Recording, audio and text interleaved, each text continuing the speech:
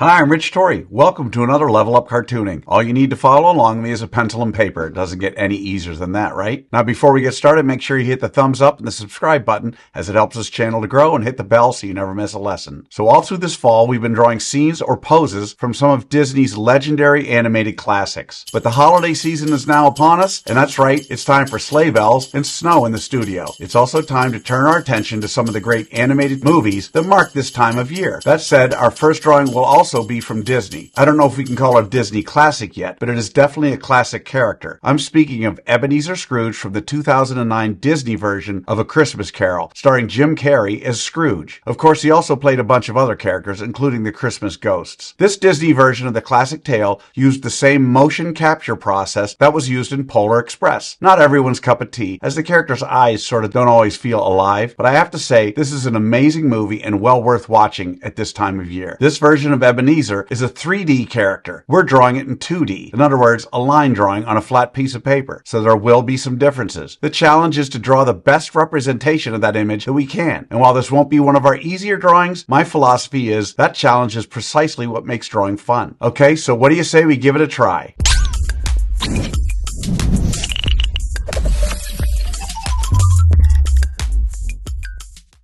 We're going to draw our Disney Jim Carrey version of Ebenezer Scrooge step by step, giving you the secret formula to be able to draw him again and again. If you've watched any of my other videos, you know I normally use the character's head to figure out how big the entire character is. So what we see of Ebenezer in this hunched over pose is a little over 2 heads tall. In other words, however tall his head is, his entire body is just over 2 of those tall, not counting his top hat. Okay, so let's draw that roadmap for our Disney/Jim Carrey version of Ebenezer Scrooge. Strike up the Christmas music.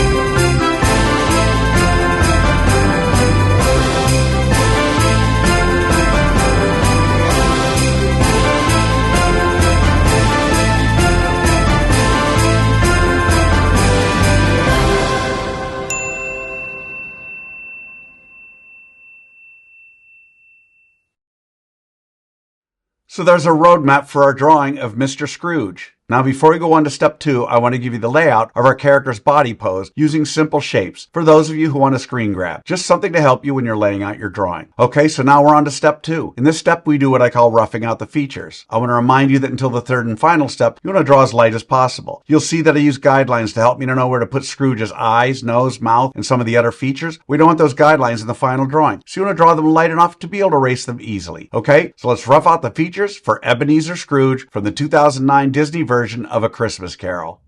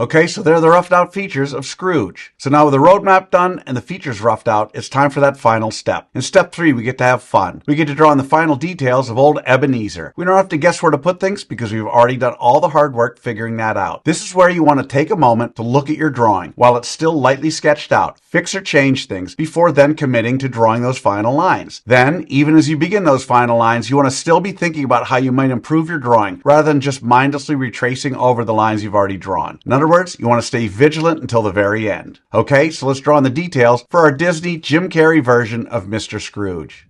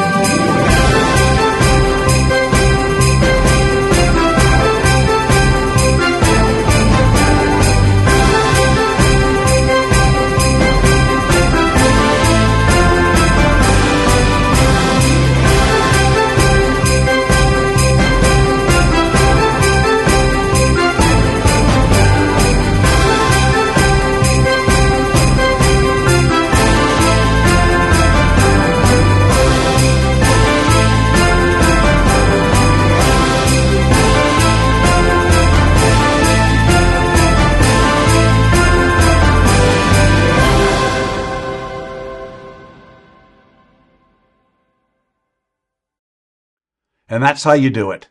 There you have it, our iconic pose of Ebenezer Scrooge as played by Jim Carrey in the 2009 Disney version of A Christmas Carol. So how do you think you did?